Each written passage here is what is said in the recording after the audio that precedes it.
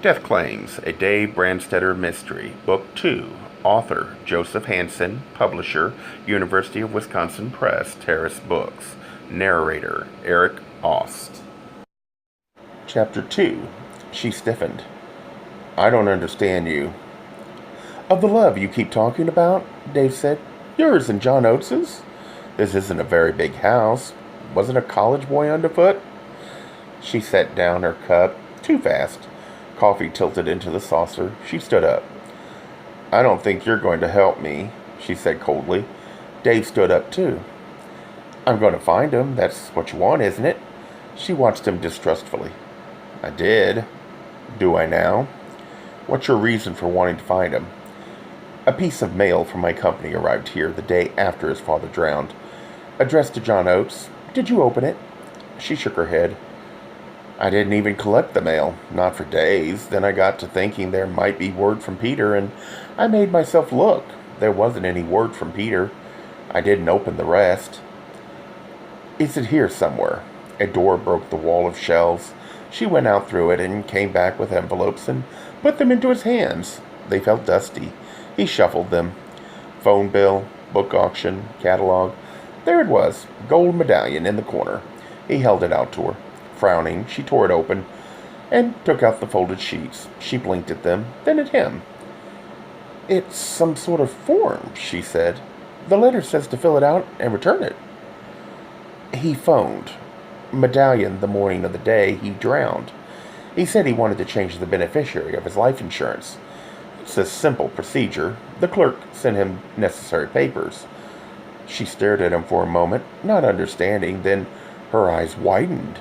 She dropped into the chair. Her tongue touched her lips. The words came out a whisper. Peter was the beneficiary. Does that answer your question? No. She moved her head from side to side, slow, stricken. Oh, no. You can't believe Peter would kill his father.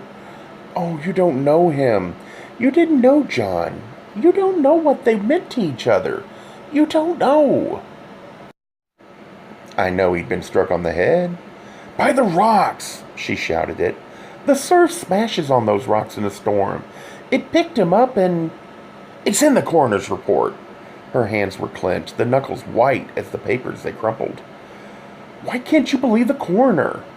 He's seen more drowned men than you have. John's lungs were full of water. I didn't say the blow on the head killed him. He drowned. I believe the coroner. He gave her a thin smile.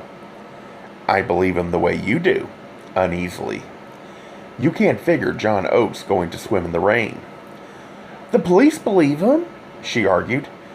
You told me yourself the police don't care. They've got a verdict that doesn't involve them. It's not their problem anymore. It's still my problem. He lit a cigarette. He could have been knocked unconscious here in this room, undressed, and dragged down to the beach, and into the water. Not by Peter, her face set stubbornly. He couldn't. He wouldn't. Why would he? For $20,000, Dave walked to the fogged glass wall. A trawler inched along the far blue edge of the horizon. You say he had supper with his father. Maybe his father told him he was changing beneficiaries. Did Peter need $20,000? No, whatever for? I'd like to ask him, Dave turned. Why don't you know where he is? Weren't you on speaking terms? She flushed. I invited Peter down here to live, before his father. Even I felt sorry for him. He was miserable with his mother, especially after she... Her voice dropped. After she did what she did. But they never got along while John was in the house. It was, well, at least possible. With John in the hospital, he simply couldn't take it. There was room here. I said stay at the beach place. I was still living at the family house then. In time, I sold it. Had to. There were so many bills. Such huge bills. Not yours, though. John Oates's, right? She nodded. There was operation after operation. Specialists, skin grafts. Hideous. There were so many times he thought he couldn't take it anymore. When he was ready to give up, when he just wanted to be allowed to die and get it over with. So Peter came here to live. Dave bent at the table to use the parakeet ashtray. Then you came, and finally you brought John Oates, when he was released from the hospital, and Peter moved out. No, John was here in time for Christmas. Peter didn't move out till, what, 2-3 weeks ago? He'd had a birthday. He'd graduated from El Molino State. You don't know where he went? Do you know why? Well, it wasn't because he was underfoot. When he wasn't at school, he was at the El Molino stage. It's the community little theater. But even if he hadn't been, he wasn't childish. He was happy for John and me. Yes, it's a small place. Yes, John and I slept together. It's not the 19th century anymore. Mr. Brandstetter, especially not to people under 21. I'll have to change my calendar, Dave said. The one with the kittens and the satin bows. He picked up his cup and swallowed some coffee. If you were getting along with him, why didn't he tell you his reason for going? He had to say something. I wasn't here for him to say anything to. I was working again. He didn't come home the night before. Next evening, when I got here, he'd moved out. Just like that. What did his father say? She breathed in sharply. Look, Mr. Brandstetter, suppose you leave now. I really don't think I have to answer your questions. I told the police all about this, Captain Campos. If you really feel you need to know, I'm sure his records will be open to you, just as the inquest transcript was. She stood up. You don't want to send me to the police, Miss Stannard. He looked at her hard and straight. Not unless you've got it in for Peter, for some reason. See, they don't know yet that John Oates was about to erase Peter as his beneficiary. Her mouth was a tight line for a minute. Then she went to the window. Her words came to him, flattened by the glass. John didn't say anything. I don't want to discuss it, was all. He drank. More than usual that evening. I thought I could get an explanation from him then. I couldn't. Was he angry? She turned. Not angry. Depressed. Terribly. He loved Peter. They'd gone through so much together. That woman was such a bitch. I don't think either of them could have made it alone. They'd been a team. Now, suddenly, they weren't a team anymore. He had another woman now. Dave gave her a smile. One who wasn't a bitch. She returned the smile, but dimly. Maybe I'm afraid I acted like one right then. I hated for him to be so unhappy. I hated Peter for having done it to him. I guess I was jealous, too. It was the first time he'd ever shut me out that way. We'd always been open with each other, but he'd suffered so much. I couldn't turn on him. Instead, I said a lot of harsh things about Peter. John didn't respond right. He just stared at me sad. So sad. She shivered, clutched herself, turned back to the window. Maybe he brooded about the boy. Dave bent to twist out the cigarette. Maybe he could have walked into the surf and the rain, not wanting to come out. She turned back, stung. I was here. Not that day. It might have been too long for him. There are days like that. No, he wouldn't. Not after the fight he'd put up to stay alive. Not after the way I'd fought to keep him alive. He wouldn't. He wouldn't do it to me. Dave moved to the shelves, prying reading glasses out of his jacket pocket. The books were 90% old. Some of them respectably, some just shabbily. But they all had a chosen look. He put the glasses on. I don't know what sent him to the hospital. Burns! They bought a new house. Not new, but expensive. Not his ideal. Ease. That was how she was. Never satisfied, always asking him for more and more. Some men need that, Dave said. Or think they do. He took down a book in dark blue cloth with worn gold bars stamped across the thick spine. Look Homeward, Angel, Scribner, 1929. The A below the copyright data made it a first edition. He stayed with her. She let that pass. It was a hillside house with a storage room under it on the downslope at the back. He wanted to use it for books. There were always more than the shop could hold. It's the same with every bookseller. The car sits rusting in the street because the garage is filled with books. He set the Thomas Wolfe book back. There were others beside it. Of Time in the River, stocky black and green. From Death to Morning, soft coffee brown. There were grease stains on the cement floor, and John wanted to be able to set books down there while he arranged them on the shelves. He was going to build in, and so the tough dungaree of her skirt whistled against the chintz as she sat down again. He got a can of gasoline and was going to scrub up the grease stains.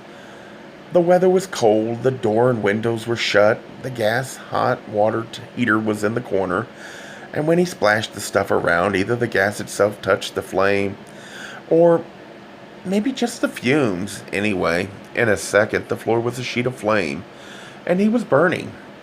It happened so fast. Fire does. You don't have a chance with it. Human beings are so vulnerable. Dave looked at the other Wolfe books. They had the A2. 1935. 3 years afterward, the big writer had shared his pint of rye with a sick man on a Victoria to Vancouver steamer and caught the virus that killed him at 38. 11 years younger than John Oates was when he died. And it took a long time to patch him up, and you were around all the while. Sold your house and your car to pay the bills. He turned, and she was a blur because that was what the reading glasses made of everything distant. He took them off, folded the bows with a click, tucked them away. He had life insurance, didn't he? Have any other kind? She shut her eyes and gave her head a quick shake. Only the usual automobile things. No health insurance, I mean. Her hands lifted and dropped. He was so young, thought so young, moved so young. His body wasn't a man's, nearly 50. It was trim and hard, just naturally. He wasn't an exercise addict. He never dieted. Maybe if he'd had that kind of mind, he'd have had Blue Cross or something. He didn't. He took his body for granted. It never occurred to him anything could go wrong with it because nothing ever had. It had always worked for him. It always would. Till it stopped completely, Dave said. Life insurance he did have, and more than average. That was for others, she said. Look, it wasn't just my house and car. It was his too. And the business, the bookstore. His part of it. Charles Norwood bought him out. His partner. It was everything. Even Eve. That was worst.